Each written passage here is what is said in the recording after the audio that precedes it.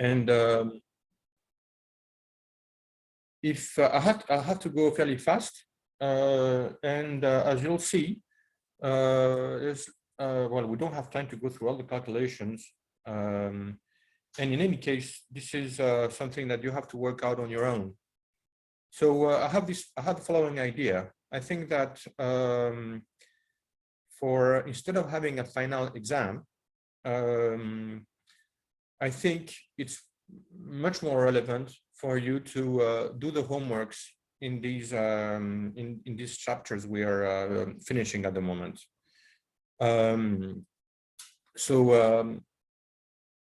Normally, the idea was to hand in 60% of the homeworks. But what I'm suggesting now is that we replace this with the 100% of the homework, no exam. And you can discuss the homework and everything among yourselves, and if you have doubts. So this way we make sure that you go through the calculations. I think it's a good deal for you because well, you know, there's no stress with the final exam or anything like that. Do you agree to this change of plans? I mean, this means handing in 100% of the homeworks instead of 60% in exchange of no final exam.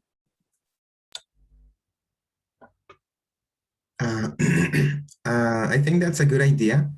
But when should we hand in the homeworks? Okay. You have to hand in the homeworks, next week, basically. It is, well, I'm sorry, but I mean, of course, I know that it's going to take longer, but it's not in your interest to postpone handing in the homework after the start of next semester. Okay, I mean, we need to assign grades before the start of next semester. So really, it's up to you and Rafael, the teaching assistant, who needs to correct them. But I think that it should be fine to hand in like at the end of the holidays. Okay, so maximum handing date is before August 1st.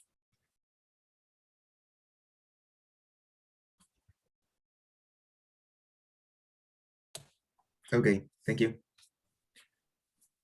Patrush and Andres, are you okay with this change of plans? Yes, Professor, it's okay. At least we will not miss the important parts of the topic if we are doing our homeworks.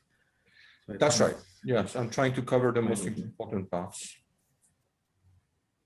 Yeah, that's okay with me, Professor.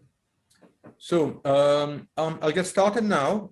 It's possible that I have to interrupt my lecture if when the construction workers come in, well, you know, I apologize again if there's noise in the background. I'll try to not to get distracted myself. So I'll turn off my camera to maximize the bandwidth, because now I'll start screen sharing. And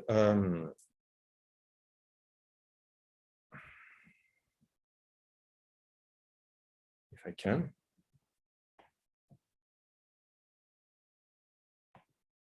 Let me see. All right. Professor, I have a question of the past class. Okay, go ahead, Andres. So we have the retard potential and the other one, what was the name? the not retarded potential. Okay, does it have any physical meaning, or it just arises as part of the mathematical foundation?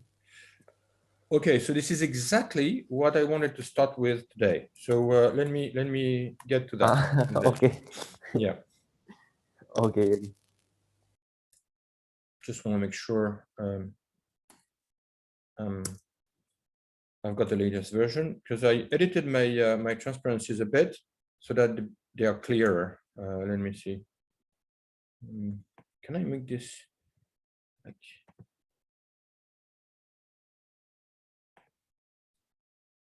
That's a bit better. I'd like to make it full page. Let's see, how does that go? Yeah, that's better. Okay. So where were we? Okay. This is our problem. Okay, the wave equation with a source term. So we want to know what we want to know the electromagnetic field given electromagnetic sources. So whatever source terms we have on the right hand side here, charge densities and currents that vary in space and time. And we solve this equation using the green function. So this is a little bit scary. This is the green function, but in the end, this is the solution. So the solution is not that terrible.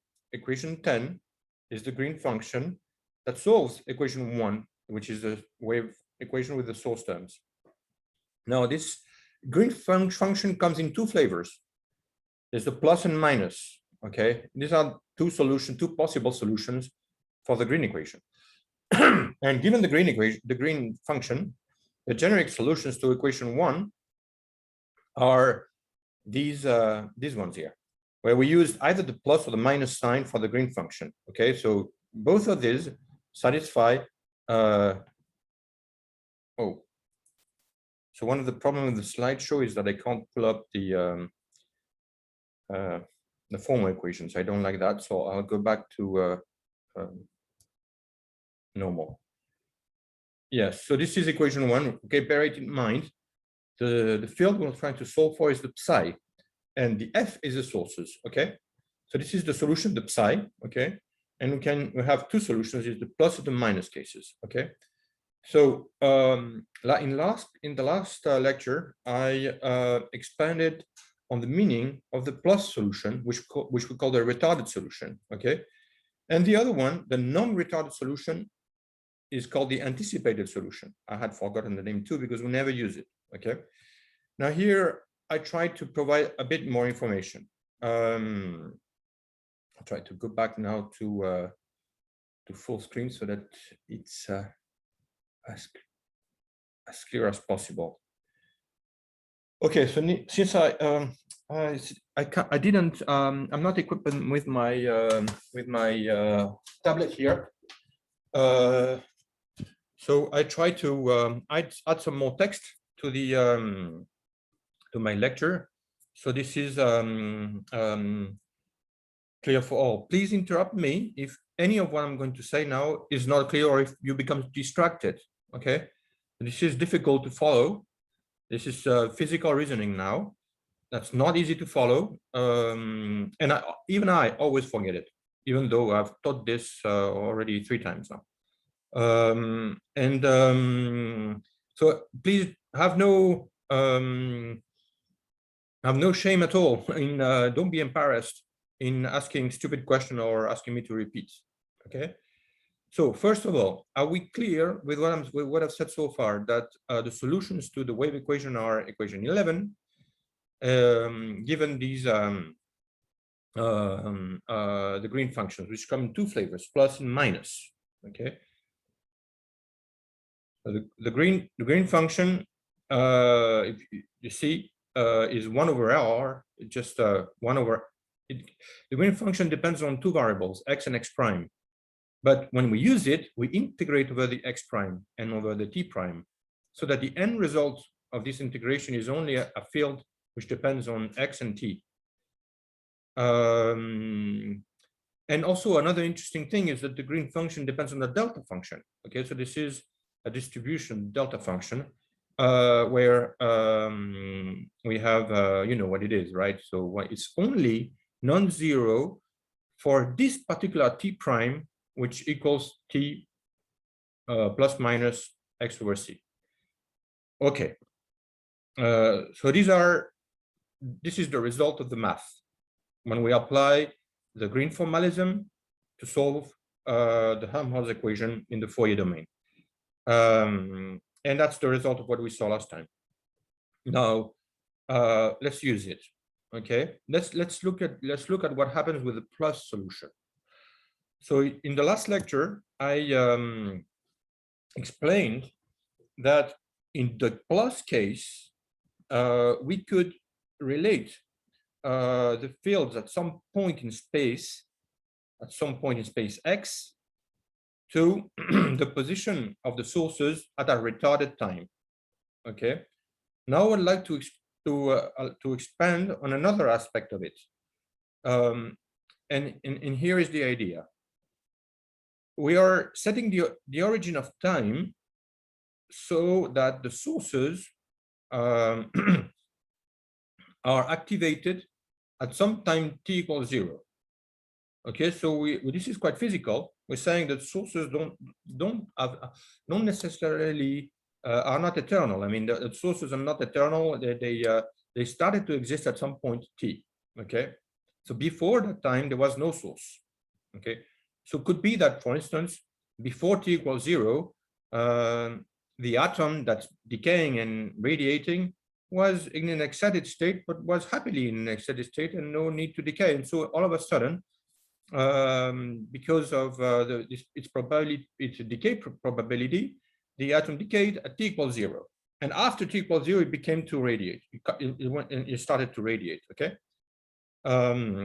Likewise, we can imagine that there was an electron and a proton happily floating in space until they met at t equals 0, and that's when they started to radiate and accelerate. Okay.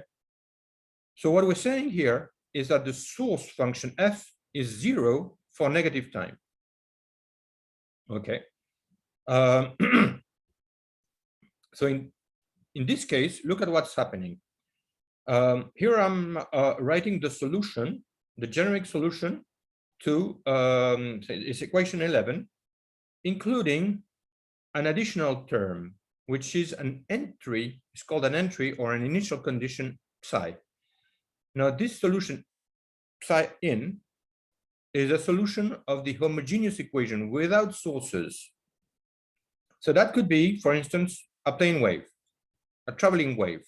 You remember we solved the wave equations in vacuum, and we have a solution to the wave equations in vacuum. Any traveling wave is a solution of the wave equation in vacuum. So that's just a traveling wave. Okay, you can always add solutions to the homogeneous equation here, because when you take the D'Alembert operator on psi plus, this one's going to give 0, and this other one's going to give the source function f.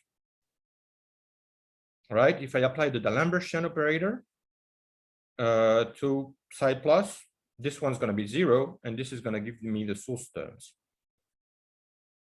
Okay, so please interrupt me if it's not clear, or if there's something I'm saying that's not clear. Okay, now check this out.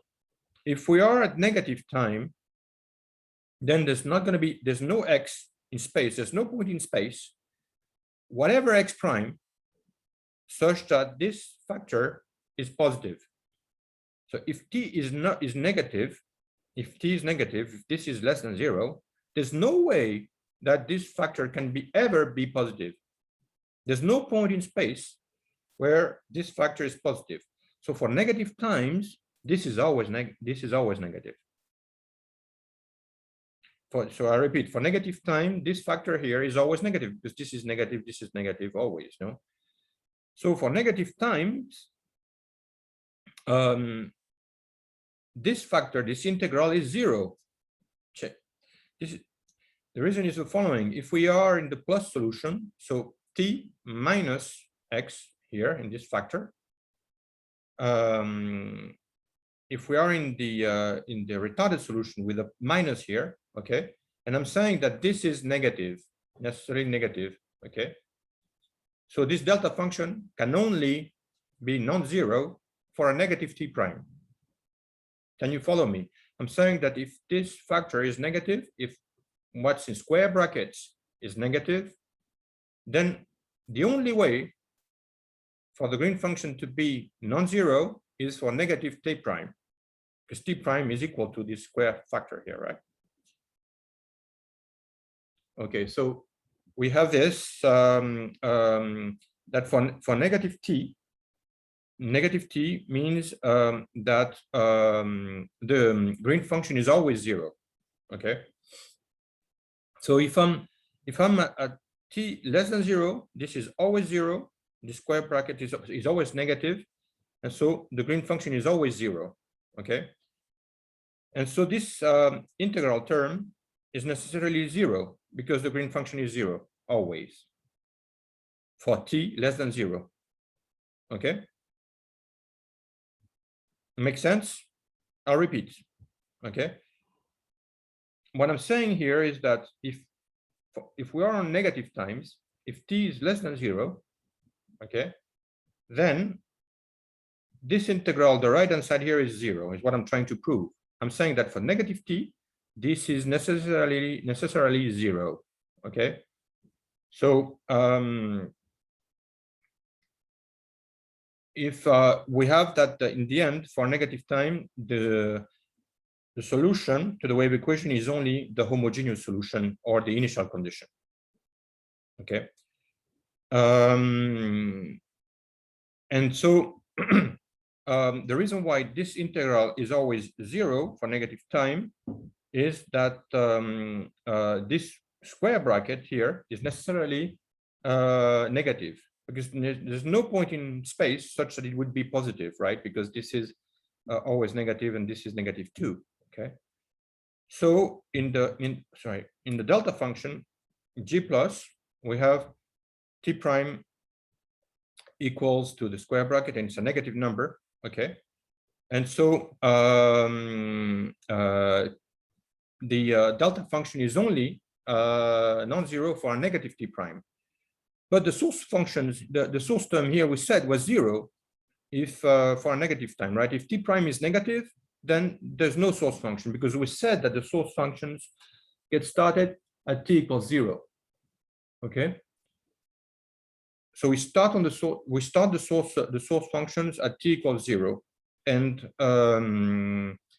before t equals 0, this term f is 0. Okay, so what I'm saying is that here we have this g plus is just a delta term. Okay, and its only chance to be non-zero is for a negative t prime, but negative t prime kills the source function. Okay.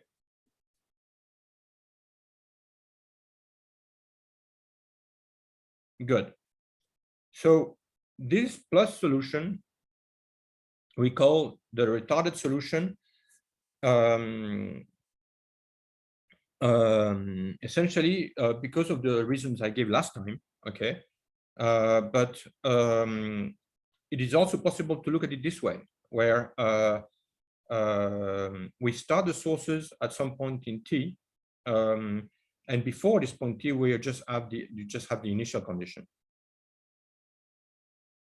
Now, I'll now try to reply to Andres' question about the physical meaning of the other solution. It's the same as I've done for the retarded solution. Now we consider the minus case, so g minus. Okay, so the solution is psi minus, and we can write the solution by choosing the origin of time such that the sources are deactivated at t equals 0. So it's the opposite situation. We had sources and that stopped existing at t equals 0. Okay. So for positive times, there is no more sources, and we're just left with the traveling waves. So this is a possible solution, which is another perspective on the same problem, really, because we were looking at a system that was radiating until it stopped radiating at t equals 0, you know, and we're left with a traveling wave in the end. Okay. Now the trouble, of course, is that this is exactly what we want to know. So that's not very useful for us, because I mean, we can imagine imposing an initial condition, but this psi out is exactly what we want to calculate. Okay, so that's why this solution is not so useful. But let's look at what it means physically in this case, right? I'm imposing sources are deactivated at t equals 0, so that the source terms are 0 for positive time. Okay, so it's the same reasoning as the previous one. For a positive t, there's no point in space so that this quantity in square bracket is negative. It's the other way. Is the other way around, right? So please bear with me so that I can show you again equation 10 for the green function. So check this out. I mean, G minus, which would be the anticipated solution, is the same delta function, but there's a plus sign here. Okay, so this term in square brackets is now got the plus. And this is the plus sign here. Okay. Now, for t, so for positive t, this is always positive, and there's no point in space where this is negative, right? So, if this is always positive, if this thing which is in square bracket is positive, the only way for the delta function to be non-zero is for a positive t prime. But positive t prime leads to null source term. So this integral here is 0. This integral is 0 if t is positive. So for positive t, we're left with the exit condition C out. Again, this is not so useful because we want to know what's psi out. We don't have psi out in general. What we want to do is exactly that. We want to know what is the response of the electromagnetic field to sources. And so we need to calculate psi out. So in general, the solution we use is the other one, is the retarded solution. Okay. So any questions on this? It takes some time to, it will take some time to digest. And since we are in a little bit of a hurry, I do not want to repeat the reasoning of the last lecture about the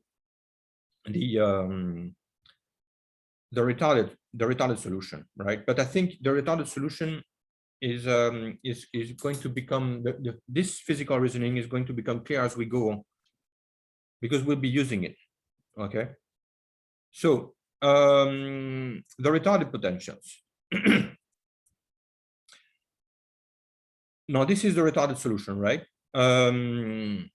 We're sticking to psi. We're dropping the plus and the minus. We're sticking to the psi plus. Okay, and we can write the solutions, their solution to the wave equation with source terms this way. So it's the same as the previous solution, except that we are omitting the delta function and instead replacing the value of t prime. So we are evaluating basically the fields are a result of the source functions, exactly as it was in the Coulomb or in the Biot and Savard expressions for the electric potential and for the vector potentials, exactly the same, except that the sources need to be evaluated at a retarded time. Okay, so we need to evaluate the sources at this retarded time. So it takes into account the travel time, the light travel time from the sources at x prime to the point where we are evaluating the fields at x. Okay. So if we write down equation 14 to the electrodynamic potentials, here we are. So these are the solution, which I think make a lot of physical sense, right? I've just given you the mathematical proof of it, but we could have written this equation 15 and 16 just on using our intuition, saying, that, well, like taking into account the fact that the electromagnetic signal travels at light speed, we assuming that it travels at light speed, etc. We could write down the same equations, right? Okay. Any questions for this? Are we okay? Yeah.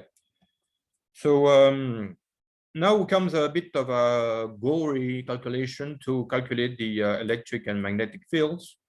And this is the result. And since we've agreed that this is going to be the final exam, then you'll have to be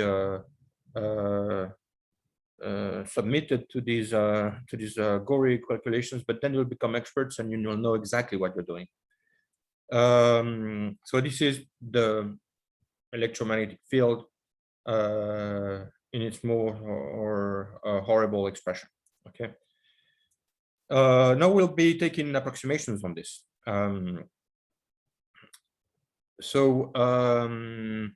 We are first of all doing a Fourier analysis.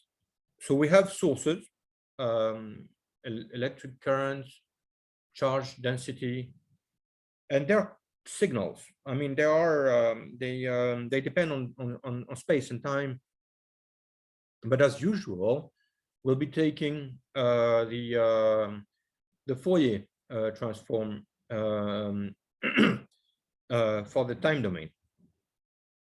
Okay, so we're looking at just one harmonic source, and as I say here, general case is just obtained by superposition of these harmonic solutions. Okay, which is like a Fourier transform.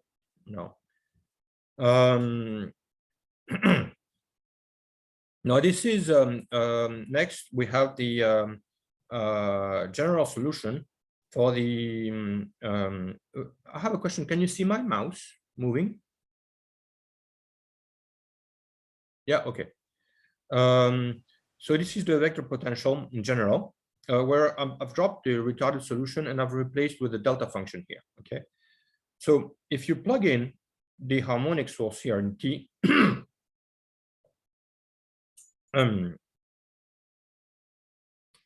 you must so this J term has got an e to the minus I omega t prime. So this harmonic current depends on an oscillating exponential in terms of t prime. Okay, and then t prime we set to t plus x minus x prime over c because of the delta term. Okay, we carry out this time integral. Okay, now we've given the time dependence of J, so this is easy to do, and this is the result.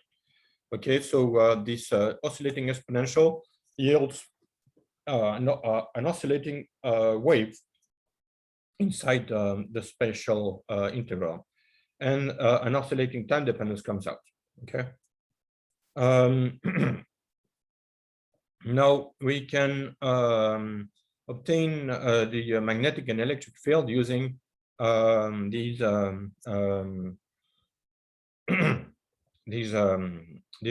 Maxwell equations. Okay, so this is just Maxwell equation applied to the previous harmonic source. Okay. Now we'll be considering 3 zones. I mentioned this last time too. So we have the near zone, where the typical dimensions of the sources. So imagine that you have a volume in space. This is important to bear in mind. Imagine that you have a region in space which is confined within a volume whose maximum extension is d. Okay, so d is the size of the sources. R is the distance of if our is our distance to the sources. This is where we're evaluating the fields. Where imagine that you have the origin set inside the sources somewhere. Okay, and lambda would be the wavelength associated to the harmonic sources. So we have harmonic sources that are pulsating at some angular frequency omega, and that's associated to some time frequency nu, which is omega over 2 pi, and that in turn has got a wavelength which is c over nu. Okay, so we're saying that the wavelengths associated with the harmonic sources is much larger than the size of the sources. Okay, in this case, as we saw last time, then this oscillating exponential is essentially 1, because the argument here of k is got 2 pi over lambda. So this is x minus x prime is r. Okay, so this is essentially 0 in the exponent. So we have in this case that this is 1, and basically the solution is the same as the magnetostatic case, except that the fields are oscillating with this harmonic term in general.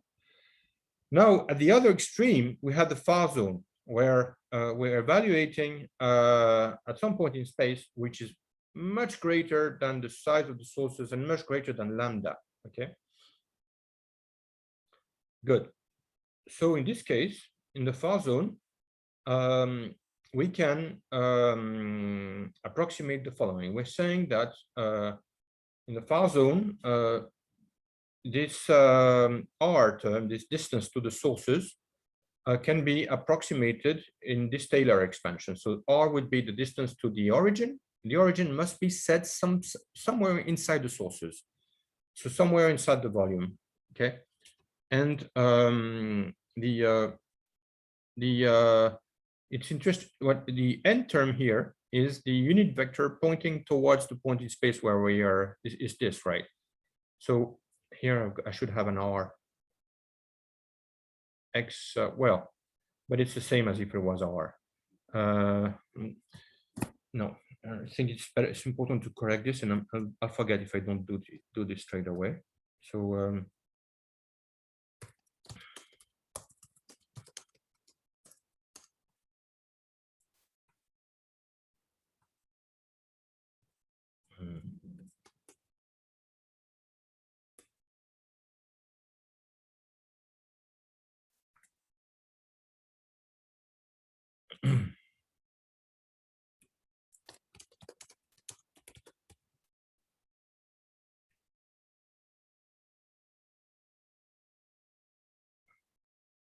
here we go. I found it.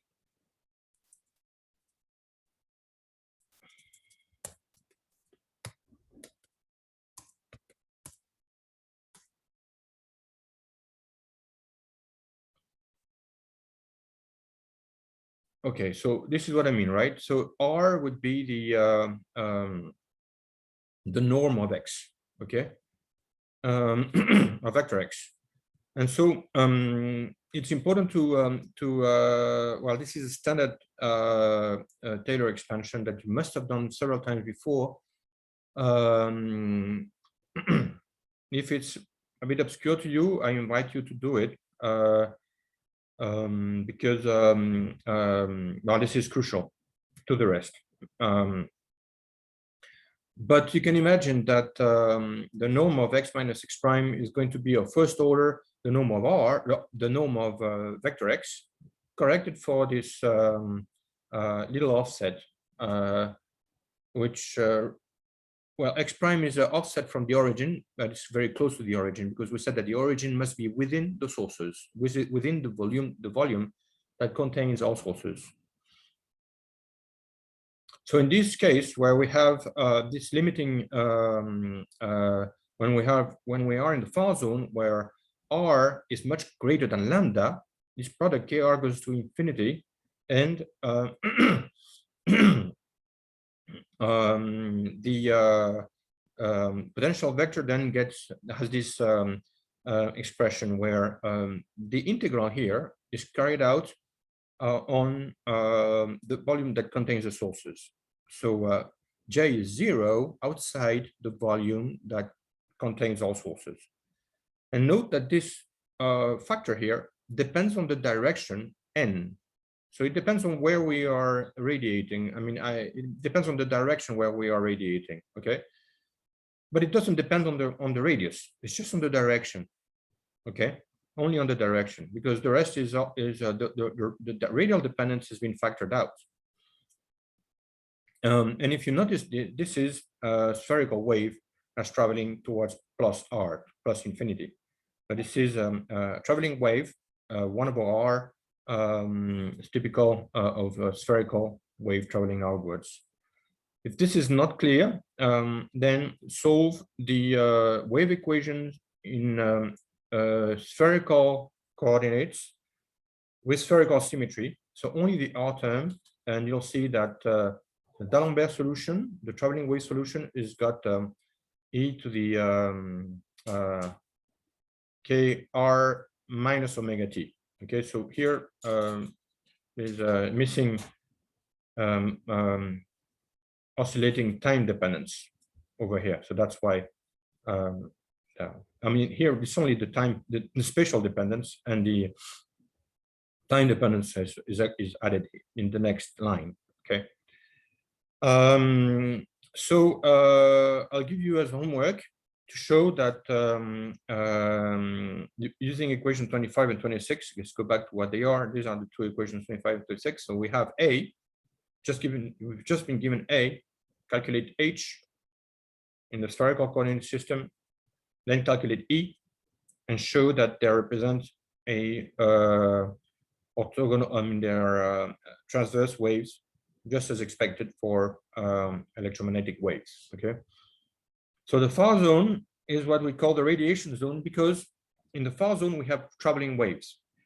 So in the far zone, when we are far away from the sources, very far away from the sources, the solutions of the wave equations become indeed waves, and they carry radiation, they carry energy. Okay, the pointing with the pointing vector, non-zero, with the non-zero pointing vector. Okay, and that's why we call it the wave zone or the radiation zone. It radiates away energy. Okay. Now we are going to simplify the potential vector even further using the dipolar radiation approximation. So far, all we've used for the far zone is that we're just far away from the sources. This is all we've used. If we are far away from the sources, then we got the previous can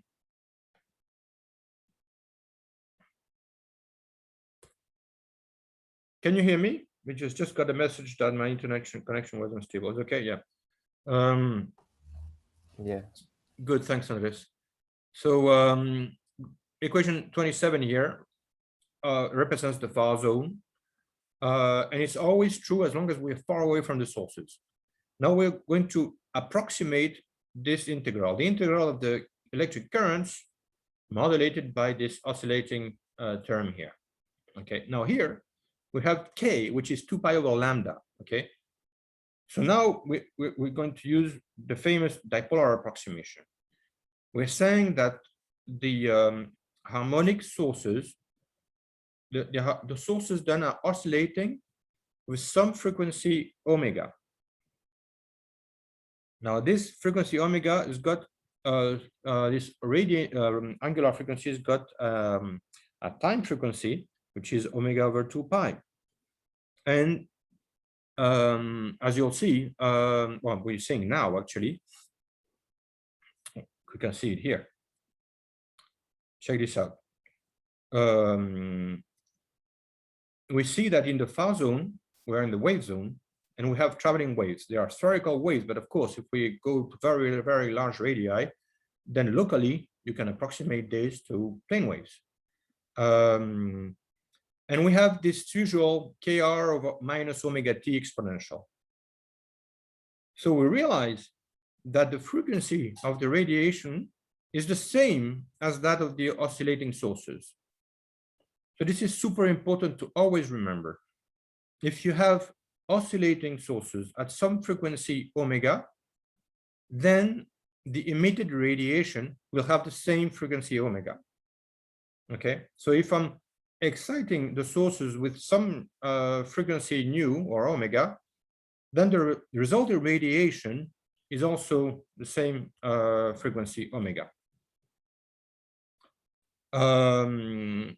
So now when I'm talking about lambda, I'm meaning both the lambda associating to the sources, to the oscillating sources, and the lambda, the wavelengths of the emitted radiation.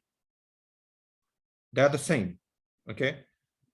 So if we observe at some radiation lambda, which is at some wavelength lambda, which is much larger than the regions which contain the sources, we are in what's called the dipolar approximation. Okay. Now, to fix ideas, imagine an atom. The atom, it's got size of an angstrom, typical sizes of an angstrom also. And the wavelength in the visible domain is thousands of angstroms. Okay, so in the visible domain, we are happily and comfortably into the dipolar regime. Okay. Now, if you consider a dust grain in interstellar space can have different sizes. Dust grains can go from nanometers, so tens of angstroms, to, well, micrometers, millimeters, or even centimeters. When you can, strictly speaking, even a rock can be considered like a grain, like an interstellar grain. So the dipolar approximation is not so easily fulfilled when we talk about dust. Dust becomes a bit more complicated there. It depends on the wavelength, on the size of the wavelength relative to the dust grain. Okay, that's just to fix ideas that the dipolar radiation is a regime. It's not always fulfilled. It depends on the electromagnetic domain we're considering. Now, if we are in this dipolar approximation, then check this oscillating exponential, like the one that was in equation 27, right? Here is equation 27. So that was the emerging potential vector. And inside the integral, we have this oscillating exponential. This oscillating exponential has got an argument which is much less than 1, because lambda is much greater than any norm of x prime. X prime is confined within D. X prime is a point, is a coordinate we're using to integrate over the sources. And that has got a norm which is always less than the maximum extension of the volume containing the sources. So this argument here is necessarily much less than 1 in the dipolar approximation. And we apply the usual Taylor expansion for an exponential. Okay. And so we can write down the term for the potential vector. Good. So far, this is straightforward. If you do not think it's straightforward, let me know. It looks ugly, but it's straightforward. Okay. So don't be scared if this looks difficult to digest. Professor? Hey, there you go. Yes, the previous equation 28. Okay, the one that doesn't have a number. Is that the expansion in powers? Is that the dipolar approximation? Or just the first term? I remember something like the first term of the sum is the dipolar. Can you confirm? Absolutely right, Felipe. The term 0, n equals 0, will be called the monopole. N equals 1 is dipole. N equals 2 is a quadrupole. And that is what we call the multipolar expansion. This is the multipolar expansion. The dipolar approximation is when the wavelengths we're observing is much larger than the size of the sources. Okay. So if this is true, you can stick to first order in this expansion and use the dipolar approximation. Otherwise, this expression is true always because I'm summing up to infinity. I mean, I'm not truncating the series. Okay. Okay, so in that case of the dipolar, you truncate the sum over the first orders.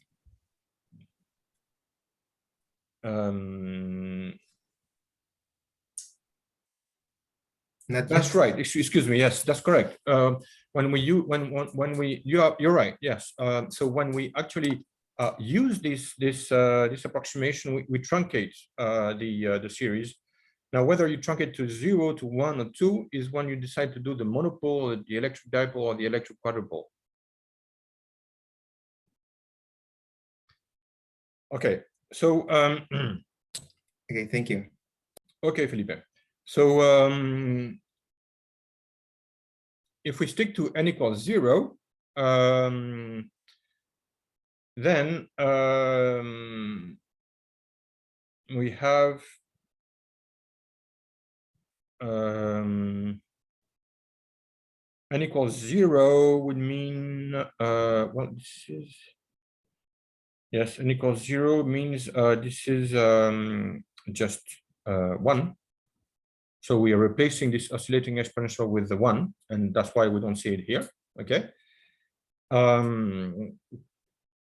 And now we use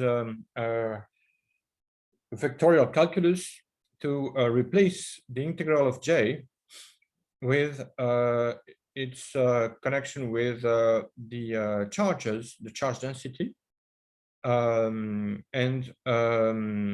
we can rewrite this integral in terms of the electric dipole P. So now this is a little bit of a vectorial calculus, vectorial handling, which, well, please, you can work out on your side. That's why I gave a tarea here. To find in the end that the potential vector is given by, well, this spherical wave, which we knew already we're going to get because this is always true in the far zone. But the factor is then just the electric dipole, well, modulated by these constants here. Okay. So that's interesting. This is true for the n equals 1 term in this expansion. Okay. Sorry, n equals 0 term. Okay. So what I said previously about n equals 0, 1, and 2 is wrong. The n equals 0 is the electric dipole term in this expansion. So we can calculate the corresponding E and H, and then we can compute the corresponding S fields of the Poynting vector. Okay, and we can calculate the power emitted because we have the electric field, we have the magnetic field. We can calculate the Poynting vector, and the total power is then proportional to the frequencies at power 4 and proportional to the square of the dipole. Okay, this is a super important expression in astrophysics, the power emitted by sources in the electric dipole approximation. Now, if we go on in the next orders in the expansion, the next term then in this expansion, which we're just discussing, corresponds to the n equals 1 term. Okay, so if we're looking at if we take the n equals 1, if we take the expansion here up to n equals 1, okay, then we have this result. We won't go into the maths. It's not necessary. Just need you to know that it exists. Okay, it's not difficult. It's just tedious. Okay, this is the resulting A field. Okay, and this term, as I say here, originate the magnetic dipole and the electric quadrupole contributions. In order to see this, well, we handle the integrand in equation 35, you know,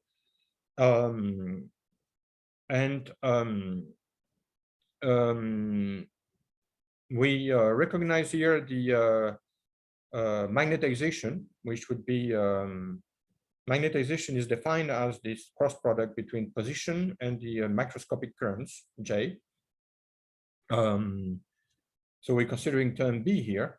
So for the B part, we have this resulting A field, which depends on the integrated magnetic dipole, which is the integral of the magnetization over the volume of the sources.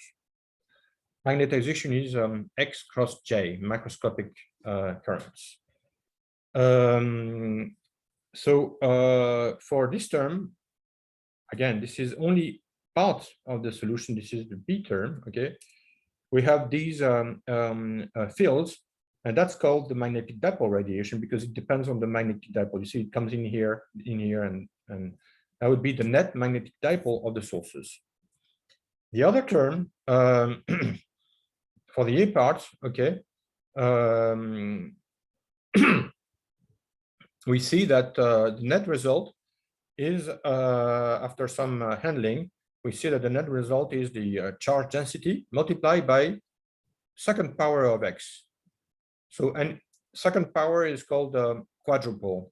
in the standard multipolar expansion jargon.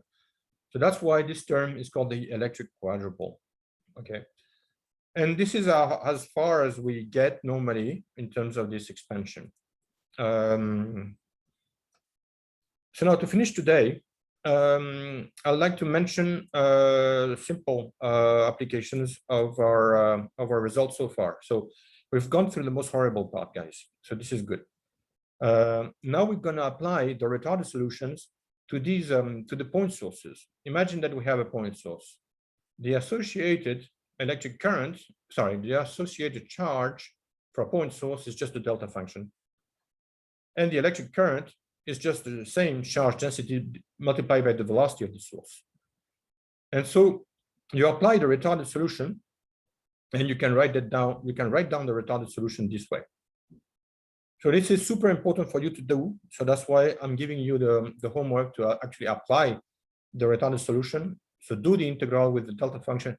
And this is, you'll see, it's really trivial. It's just I want you to do this because we're introducing new notations here, anticipating special relativity.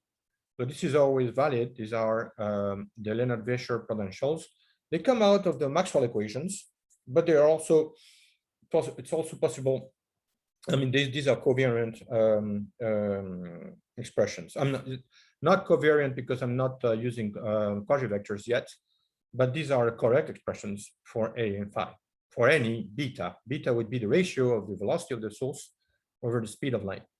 So these are the electric and the electric field and the potential vector that result from a single source Q, which is moving over a trajectory R and with velocity U. Okay, so we have a source Q, which has got trajectory R of t and a velocity U of t. So we apply the retarded solution and we get these fields.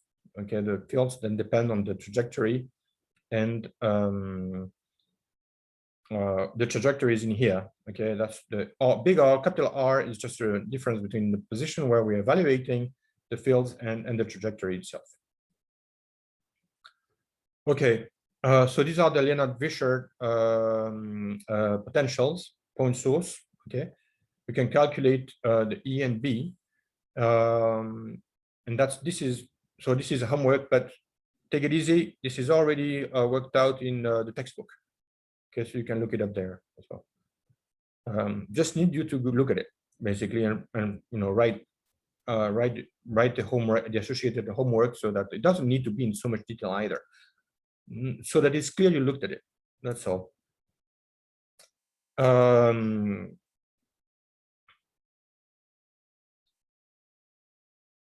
So if oh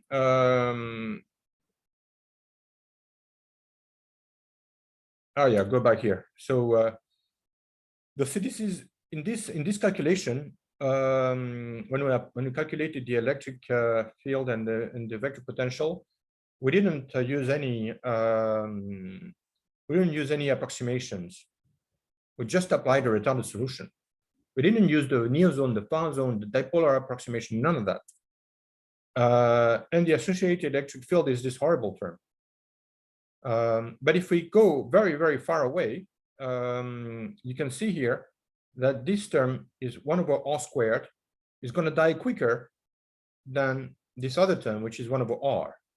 Okay, so that's why over when we well, in modulus, this is it. This term called E radiation and over E velocity is proportional to R. So the radiation term dominates for large R, which is coincident with what we call the far zone. Okay.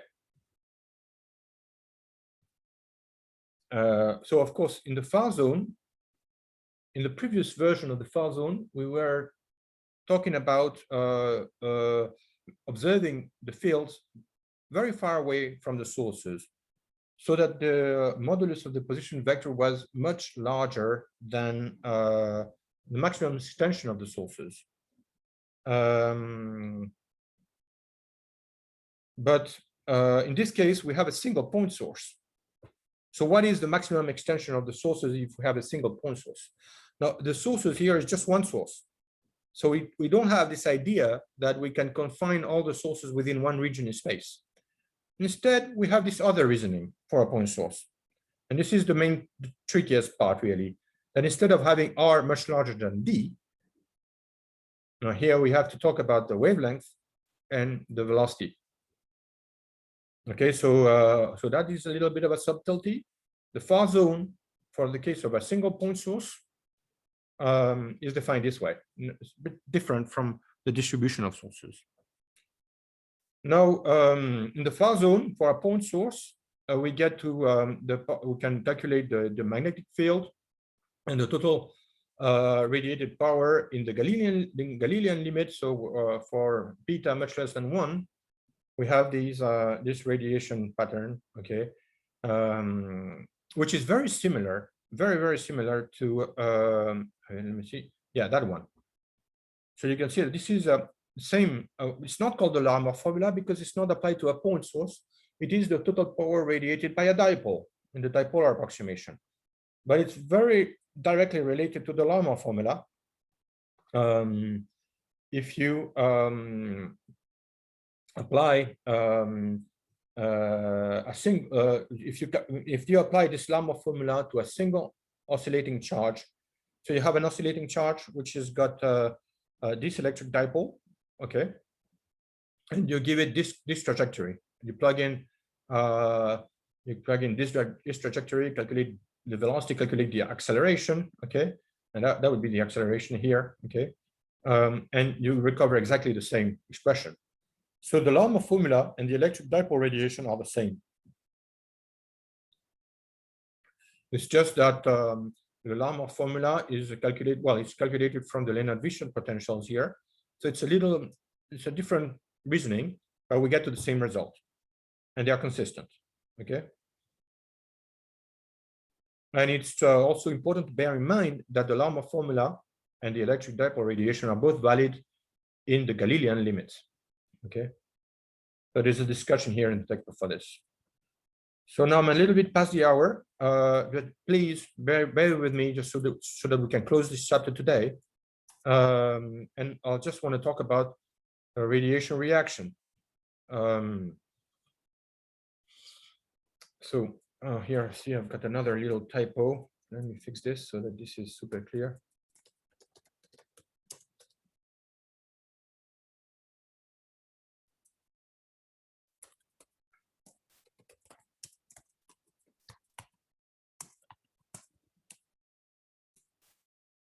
Okay, so imagine the following system. So this is quite easy to see, actually. Huh?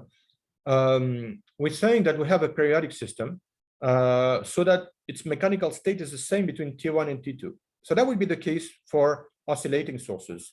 Imagine you have a point source which is bound to some origin by a spring or a harmonic oscillator. You have a vibrating source, okay? So it goes back to the same state. It's got a period, right? It's an oscillating source, okay? So in the Galilean limit, the total energy radiated by the charge in one period is equation 50. I'm just integrating this formula. I'm integrating this, and I'm also integrating over all direction, over angles. Well, theta would be the direction where I'm radiating relative to the dipole. So I've integrated over all directions, and I'm integrating over time, okay? And this W would be the total energy radiated by the source over one period, okay? So the source is emitting radiation, and we need to conserve energy. So this energy that the source is radiating must come from somewhere. You need to extract the energy from somewhere, okay? And this somewhere is called a radiation reaction. Okay, it's some force that must damp the sources. So it's like a friction force. It's like a radiation reaction dot the velocity, very similar to a damping term. You know, when you have a friction, you have an opposing force, which usually is proportional to the velocity. Okay. So this must come out of the particle's kinetic energy because the particle is radiating it. And there must exist some type of force such that the particle is losing energy. Okay. So this is a very interesting topic. It's not easy to solve, actually. It cannot be solved in general. Radiation reaction requires advanced quantum fields to do properly. But here is a possible solution. So if you the possible solution is the Abraham-Lorentz formula, where we plug in equation 52, and you can see that this expression works. It works if you plug in this in over there. You do an integration by parts in time, and you recover equation 50. It's okay. It works. So this Abraham-Lorentz formula would be an expression for this force that's damping the sources. Now, this is a bit strange. Check this out. This is quite strange, and it's not very satisfactory, really. It works, but it's strange because this radiation reaction is proportional to the third time derivative. Oh, sorry. We've got a time derivative of the acceleration here. So the radiation reaction is the third derivative of the trajectory. Now, that's a bit weird. When we did mechanics, you must have remembered this, that we always assumed that the independent variables were the position and the velocity, right? And we have the canonical variables. The canonical variables, the position and the momentum. Okay, just velocity and position. Okay, but now we have a force that depends on the third power, on the third derivative. Okay, so it would mean that the acceleration would have to be included as an independent variable. That puts us in a rather difficult position, and I'm not an expert. I'm just mentioning these interesting aspects. It works. Okay, we have the Abraham-Lorentz formula, but it raises fundamental questions with this treatment, which are solved with the quantum field theory, as I said. Okay, this is where we're reaching the limit of what we can do with the classical description. Okay, so to finish, please make sure that you have gone through these examples. We won't be able to do them. I'm just gonna assume, I have to assume that you did this. And it's important that you look at these examples for the next chapter, which is scattering. And that's what we'll finish the course with. So guys, I appreciate very much your attention today. It's not easy to keep focused for so long time, for such a long time. But it's over now, so it's a bit past the hour, and I'll upload this when I'm back in Santiago tomorrow. Okay, ciao. Have a nice day. Ciao, ciao.